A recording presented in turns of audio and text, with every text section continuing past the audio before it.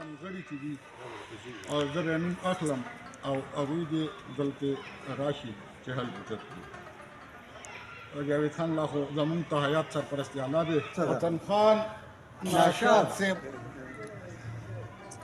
سینئر نائب صدر نور محمد مشال صاحب، نائب صدر جمعه رحمان افگار صاحب، چیئرمین دیدار طاهر، کشر سکرٹر شفیق صابر صاحب او نشر اشاعت سکرٹر چې دی اعزاز الله اعزاز او پنګور اقبال حسین محتاج او مشر سکرٹر رستاف دوران.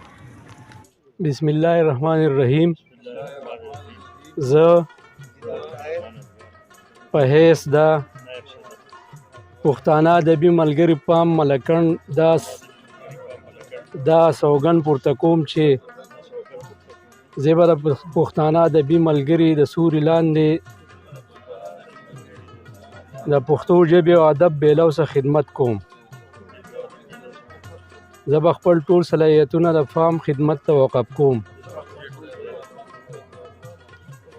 زه به د هر قسمه منافقت نه ډډه کوم. زه به خپله عهده د ذاتي مفادو دپاره نه استعمالوم.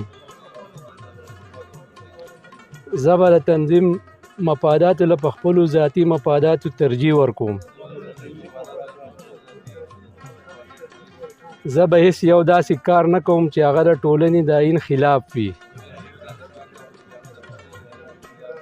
الله پاک دې زموږ ملګری او مددگار شي.